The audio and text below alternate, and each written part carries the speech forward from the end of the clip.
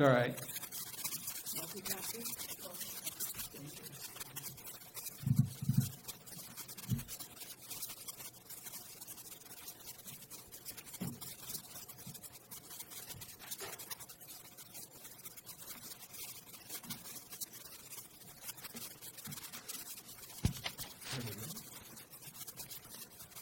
Commissioner Alejo.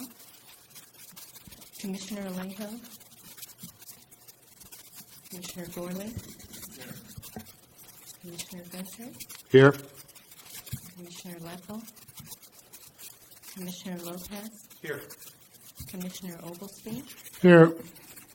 Commissioner Roscoe. Here. Commissioner Parker. Here.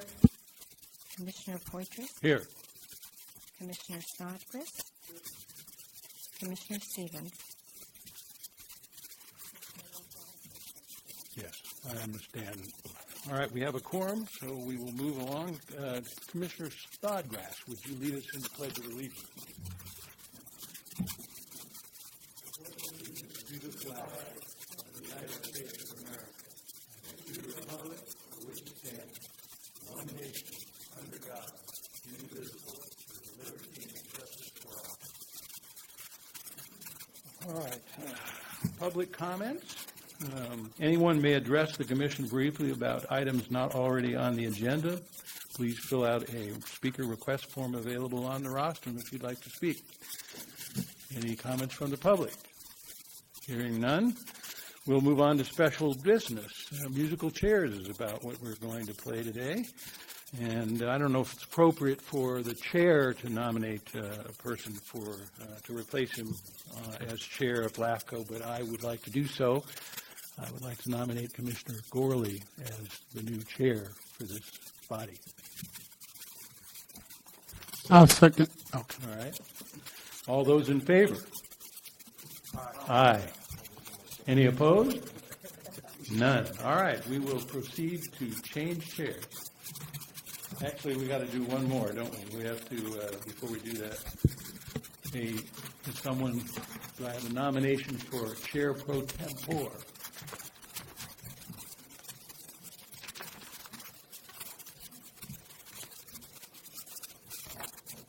I nominate Ian Oglesby as Is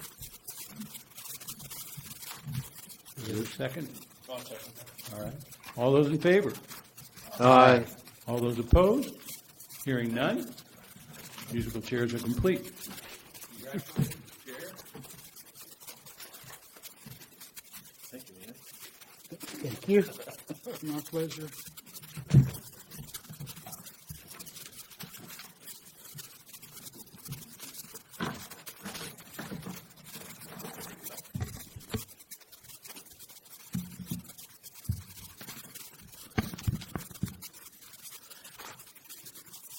Commissioner Poitras, Yes. former chair, I'd like to thank you for all your work at LAFCO.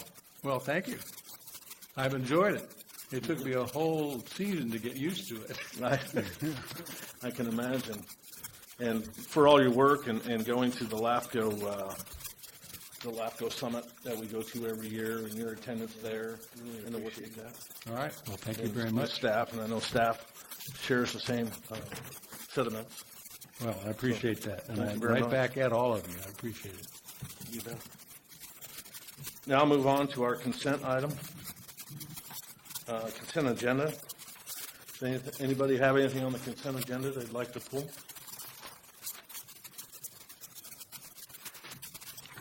Any members of the public have any comment on the consent? Seeing none, we'll move it back to the dais. Move approval. Second. It's been moved and seconded. All in favor? Aye. Passed. Thank you. Adopt a resolution. Or that's all part of this. Okay, first public hearing, conducting authority. Proceedings to consider any written protests regarding an approved annexation to the Marina Coast Water District. We have a staff report. Thank you, Chair Gorley, members of the commission. This is agenda item number 9, and our presentation today for the staff report will be given by our Principal Analyst Darren McCain. Also, I'd like to acknowledge that in the audience here, we do have representatives from Marina Coast Water District. So, Darren, thank you. Thank you. Honorable Chair, welcome, and members of the Commission. This item is a legally required follow-up action to the Commission's April 22nd approval of annexation to Marina Coast Water District of 6.7 square miles of lands within the City of Marina, the City of Seaside, and unincorporated Monterey County, as shown on the map on your screen. Today's hearing is basically an opportunity for registered voters or property owners to submit any last-minute protests of the Commission's approval in April, and for the Commission to receive and consider those protests. We have received no protests at all of this action, so staff is pleased to be able to recommend that the Commission authorize us to proceed with recording certificate of completion for this annexation. Thank you. Thank you. We'll go ahead and open up the public hearing at this time. Anyone from the public wish to speak on this matter? Okay, we'll go ahead and bring that back to the dais. I think that the Commission can remember that we had, I think, several people testify, come up and present facts that they lived in a district and they wanted to be voting members. And I think that's something that we can all recall. So I think we'll to move this forward. Go ahead, Mayor. Make a motion, we approve it. Second, It's been moved and seconded. All in favor? could I make a comment? Sure. Because as we know, this has been in the process for a long time, and I just want to thank the Marina Coast Water District, the members of the public, the LAFCO staff for moving this forward, and I'm just really pleased that we are here today getting this done. Thank you. Okay, call for the vote. All those in favor? Aye. Opposed? Being none, motion carries. Thank you. Old business, receive update on special legislation relating to the Fort Ord Reuse Authority dissolution process. Okay. Right. Thank you. Agenda item number 10 includes an attachment, which is the most recent version of legislation being considered by the state legislature concerning the dissolution process for the Fort Ord Reuse Authority. We're providing this today primarily for your information. The bill that is attached here has made it through various committees and will be considered by the full California State Senate in July. The bill would authorize an extension of FORA's sunset date to 2022. Presently, that sunset date is next July. It would also reduce the number of FORA board members and reduce the duties and responsibilities of the FORA board primarily to winding down their transition and would continue for that 2-year period some of the financial responsibilities and revenue streams. Mr. Monning's office reached out to your LAFCO staff last week and offered to meet with your council and staff somewhere in the next week or two to discuss any interests and concerns that we may have regarding this bill. It is under legal review at the moment by our council, and so we'll be very happy to take Mr. Monning up on that invitation. So that completes my report. Mr. Alejo has been definitely involved in this bill, so if you have anything, you'll be welcome to report on it pertaining to the FORA extension. Otherwise, it's for your information only, and I'd be happy to address any questions that you may have. Thank you. Lou? Yeah, right on time then. Well, first of all, on the legislation, I guess we're monitoring to see what amendments get made, but it was very clear when the last analysis came out. It made it clear that I guess LAFCOs are not eligible for funding. You might have already said this. So I was concerned that a lot of these obligations were going to be put off to this LAFCO, without having the proper funding mechanism to do the work. At the last TAMSI Executive Board meeting, I raised the same concern there because there seems to be I don't know the right word. There seems to be an understanding that somehow the transportation responsibilities will eventually get delegated to TAMSI. And when I raised the same question about, well, how are you going to fund the work that needs to get done, the counsel for TAMSI, and Debbie wasn't there that day, but other staff seem to think that, oh, we're just going to work out the agreements later. And I said, well, that's not guaranteed. If it's not taken care of in the legislation, it's going to be hard to get the funding later. All you need is a jurisdiction to say, we don't want to give any money to TAMSI to do that work, and there's no enforcement of that. So and there's only a month left now. The legislature is going to go off from mid-July to mid-August, and then there's a few weeks, 4 weeks after that, I think the last day of session is September 13th. So if there's a way to address LAFCO concerns, because it's already laid out in the analysis that we're not going to get any money to figure out the responsibilities, right now is the time to do the work. And I said, TAMSI has to do the same. Otherwise, we're going to be left with a lot of responsibilities with no money to do the work. The other thing I wanted to raise today is another concern, and I've expressed this to Senator Monning very candidly, that I'm concerned that at a time, and the way this bill looks, like that if it's truly a winding down of FORA, and there doesn't seem to going to be an extension after 2022, there's concern whether there's even going to be staff left. You need the most experienced staff to work through a transition. Probably the most difficult part of any agency that's kind of seeing its end. You're seeing a high volume of staff leaving FORA. Not only did their council leave already, 4 of their staff, 1 of them joined us, but 4 of their staff. That's experienced senior staff, and that's only in the last 4 or 5 weeks. And so I'm raising concerns. Like, if I don't raise them now, and you start losing more staff, if you lose a director down the road, who's going to do all that work? Who's going to be working with LAFCO or the other successor agencies to be able to do all this work? But it's happening now. I'm not being hypothetical. I'm saying staff are leaving now, and I don't blame them. If I was in their shoes and I see an agency, why would I stick around? I pack my bags and see if I could find a better offer somewhere else and not have the instability in my life.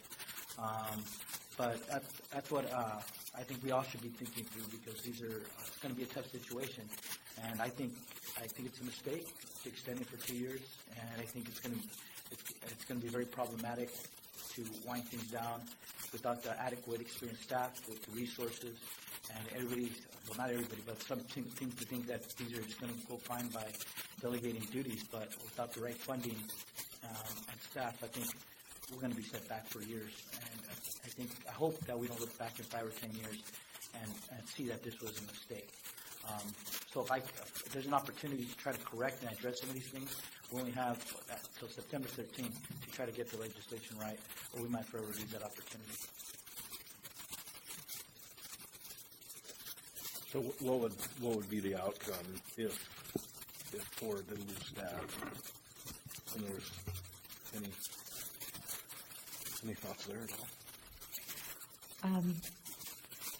We have a few thoughts. There's still, definitely there are questions that are unanswered at this point. The unfunded mandates are part of it.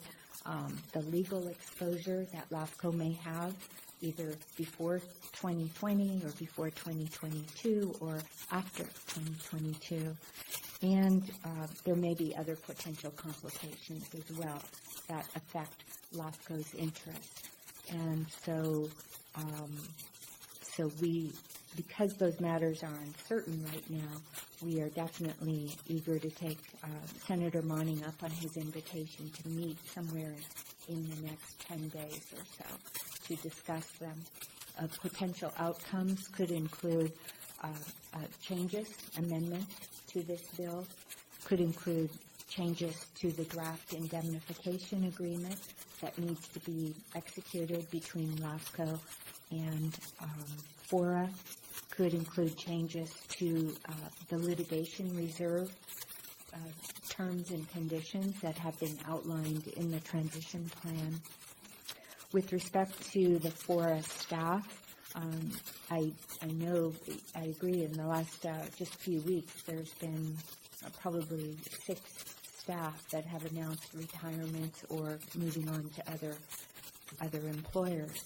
And so most likely, I'm assuming that FORA is looking at possibility of bringing on some good contractors. They already have, through a firm in Carmel Valley, access to good consultants through RGS.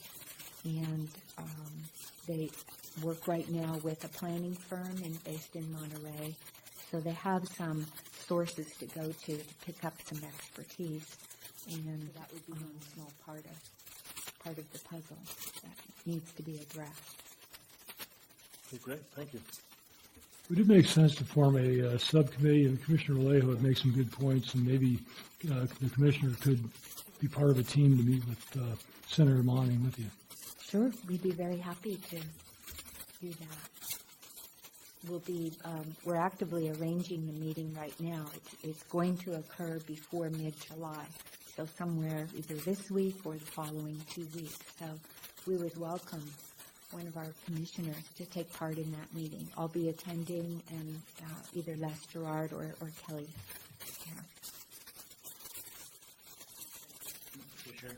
I have also asked our county to, our county council to also weigh in, and they have already been engaged, but I just, when I've seen, I was hopeful for more, and when I wasn't seeing much significant changes or an extension of FORA being real, then from my county point of view, I told me we have to have language to make sure our interests are addressed. But I would say the same wearing my LAFCO hat, the same with CAMSI, all these different agencies. And we were trying to be there were some agencies who were just a no opposition to Senator Monning's bill. The county didn't take that point of view. We did this supportive amended position because we were trying to work with our senator and tell him we want to be supportive because we did need more time to address a wide range of issues with FORA. But we're also hopeful that we could actually get an extension of time, 6 to 10 years. When that didn't happen, that's when I started raising alarm. But we tried to work with him by not outright opposing it.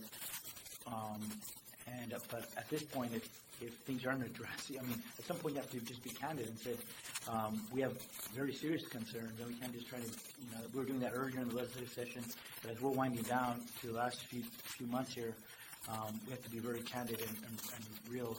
And ultimately, it's going to be in Senator Monning's hands. These kind of bills are in Sacramento are considered district bills, and usually other legislators, they're kind of looking to the local legislature and seeing what they want to do. They're not controversial up there because it's not in everybody else's district, so they're following the lead of their colleagues, right? So it's truly one that's going to be in the hands of Senator Monning, because even the other 3 legislators that represent Monterey County, they've been following Senator Monning's lead. But I hope that he could hear us out, that we are very concerned. We try to be very diplomatic, and we hope that he could include some modifications and amendments that can address concerns for the multiple agencies that are going to be left saddling a lot of this work after 2022. Through the chair, if we're looking for a subcommittee, I would nominate the chair, the vice chair, and Commissioner Alejo. I think that represents public, city, and county. And I think that would be a great group to meet with Mr. Monning to share our thoughts and concerns. Thank you. So noted. Can we move forward with that subcommittee? Do we need a vote? Okay, Chair. Okay. Okay, sounds great.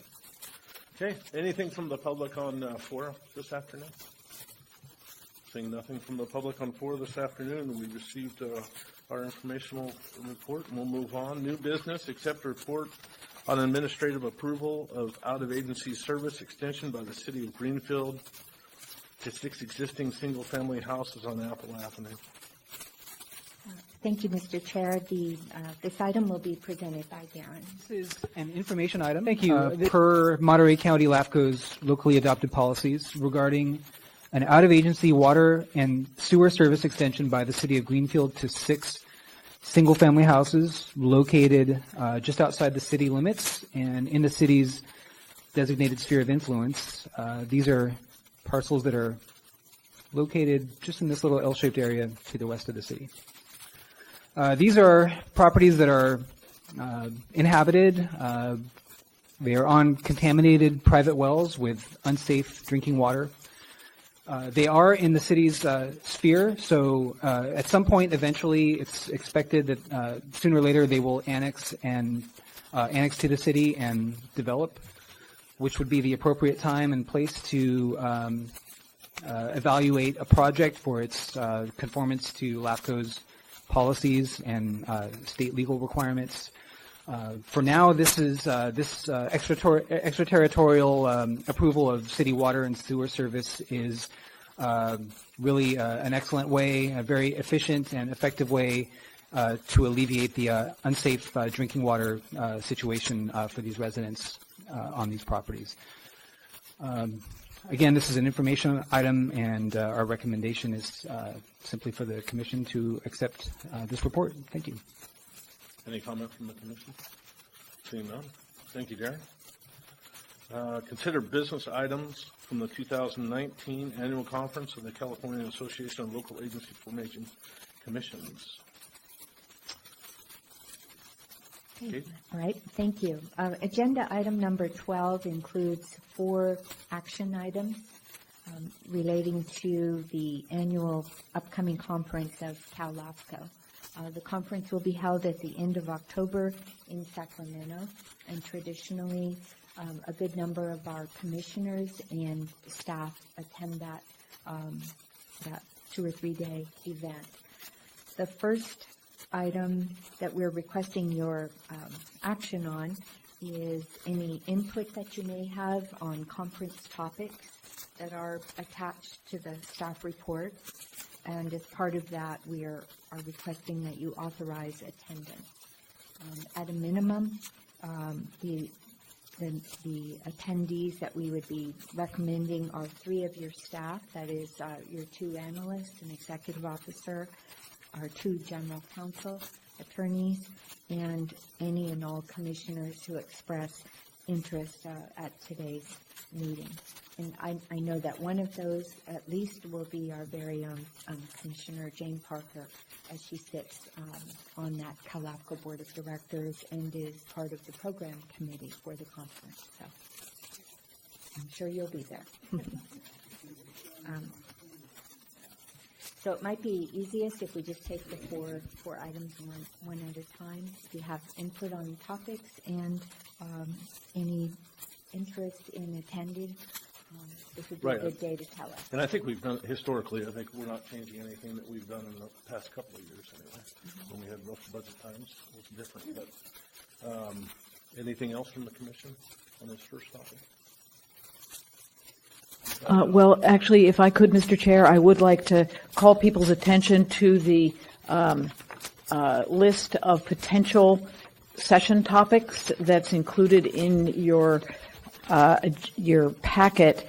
And I would just say that these are topics that have been committee is proposed. Going to be making some that we're going to be narrowing down the options, and because this board is meeting between our last meeting and our next meeting, I thought it might be useful to just get a sense from you all if you are likely to attend, or if you were going to attend, are there any of the topics that particularly call to you that you would like to, it's a topic that you'd like to learn more about, and you would actually attend it if you were at the conference. What we're looking at is 3 general sessions, so for the entire membership, and then 6 breakout sessions. So there are quite a few possibilities for exploring topics in more depth. So it just would be helpful if as you look through these proposed topics, if any speak to you, if you could just say so, then it helps me as I'm working with the rest of the committee to propose topics. Thanks.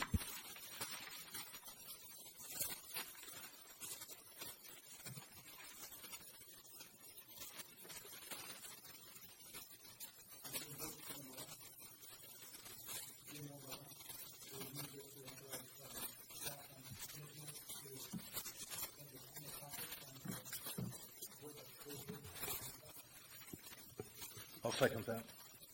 Approved? All those?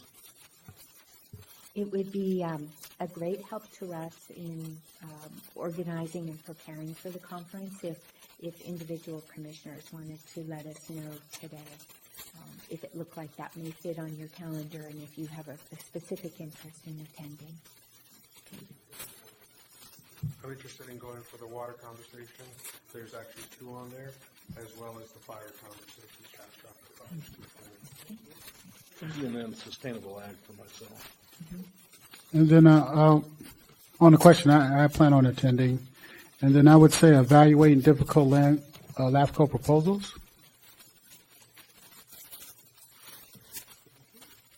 Chair, I'd be interested in going, although I've gone now several years in a row, so I don't want to take the place of someone else who hasn't been recently who would like to go.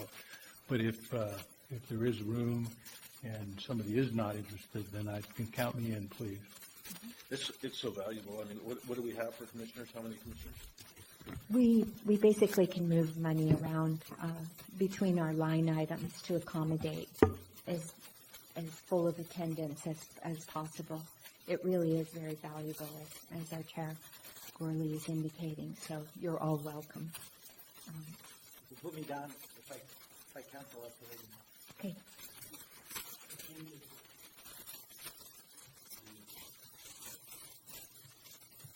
Where's it? Commissioner Parker, where's it at this year? I believe it's in Sacramento, so not too far.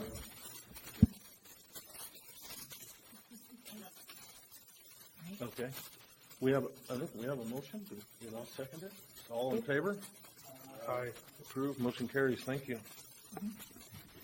Our second item relating to this conference is to appoint 2 voting delegates to act on LAFCO business that comes up at the conference. So that would be 2 members from the list of commissioners who will be attending. Can I recommend the chair and the co-chair be our voting? It's been moved and seconded. All in favor? Aye. Opposed? Being none, motion carries. Thank you. Okay. The third one?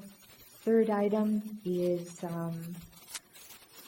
there is an opportunity to make nominations today of a city member and a public member from this commission who may want to serve on the LAFCO board. There are 4 seats on the LAFCO board that are held by 15 or 16 coastal region representatives. And it happens that this year city member and public member seats are coming up. I don't know yet if the individuals who currently hold those seats are interested in running again. But regardless, you could, one of you could, or both the city member and public member could be nominated today. And that would involve being active at the conference. And I think it's a quarterly meeting, I believe, isn't that right? Quarterly meetings, and they did rotate them when I was on LAFCO. Mm-hmm. So they'd be Southern California, Northern California, Sacramento. They just moved them around. So. And you can participate by phone if you can't actually get there physically. And we would keep in mind, too, that presently the coastal region county seat is held by Commissioner Parker. Do we have any interest from anybody in the commission? I've been there. We have. So then Well, that's from a first. city's perspective, I'll throw my name out there, Right on. Right.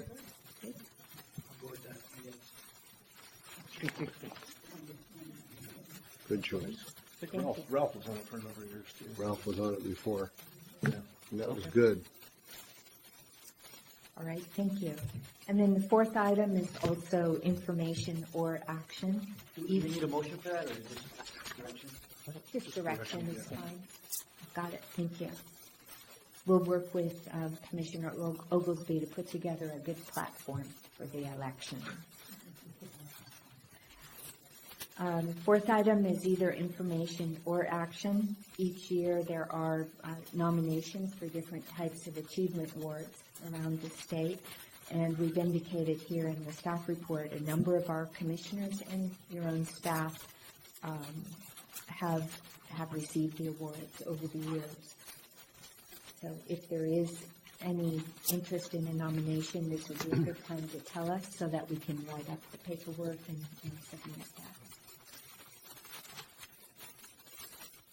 Guess if anybody has any ideas, they could get back to Keaton on that. Sure. That's Sherwood's been, He has. He has. He Okay. did receive a Commissioner of the Year. that just came to mind, so that's, okay, great.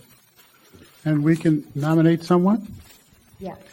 If she wouldn't mind, I would nominate the Supervisor Parker. I think she represented us well at the state level, so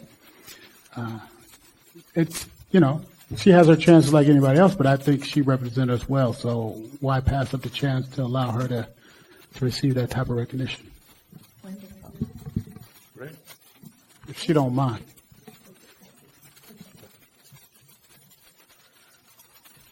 Okay, thank you. Executive Officers Report? Okay. Yes, thank you. I'm updating you on three matters, as I mentioned in this one-page staff report.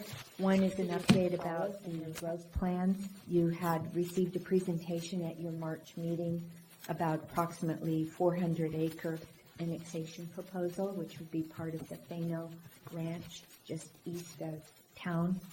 And since that time, the city staff has met with your LAFCO staff and has indicated that a larger annexation proposal may be considered in the coming year. So we provide some information about that for you. The second item is to let you know that last week our Supervisor Commissioner Chris Lopez and I did meet with two of the small special districts down in the Greenfield community to talk about some different options to help them be more effective and do things more efficiently. To support that discussion, your staff prepared a discussion paper that's attached here to help get ideas flowing. And so, Commissioner, you may have some comments about that. So we had a very productive conversation between two special districts that historically have not worked well together, but I think with some of the turnover, we were able to bring them together and have a great conversation about how we can move forward leveraging each other's assets to be able to serve the community in a more efficient manner. And so we have some good deliverables that came out of that. They're going to go back and report back as to how they wish to proceed. Again, we didn't want it to be us coming from the outside saying this is what you must do. The memo, as you read it, presented a lot of options. And so they considered the pros and the cons, and in the end, they're going to come back with some recommendations for us. And I'm excited about that. It was a great collaborative meeting. And I want to thank Kate and your staff. I know you had some folks who aren't even with staff anymore that helped put this memo together, but thank you for all your work. I know it's been a slog. I think we started in 2015 having the conversations, but we're here making it happen. So thank you for all your work. Thank you. And our final announcement is to inform you that we have had a great hiring opportunity, and we'll be bringing Jonathan Brinkman on board as a senior analyst for LAFCO next week. He'll come to us from Fora, where he presently is serving as principal planner. So I think he's one of the six, right? He's one of the six. He's one of the six. Right. And that completes my report. Oh, Just a quick question on the city of Gonzales. Because originally there were 397 acres contemplated, perhaps 1,700 units of new housing. At 1,300, how many units are we talking about? Darren, do you know? I don't think that we've seen an estimate of that yet. No, I think the ratio of the number of units per acre would be pretty consistent with what city staff showed to the commission in March, but I don't know of a specific number that they're thinking about.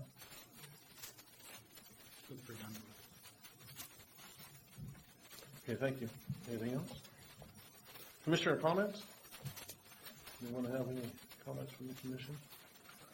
Everybody ready to celebrate our independence? There you go. All right, I think we can stand adjourned. There we go. That's right.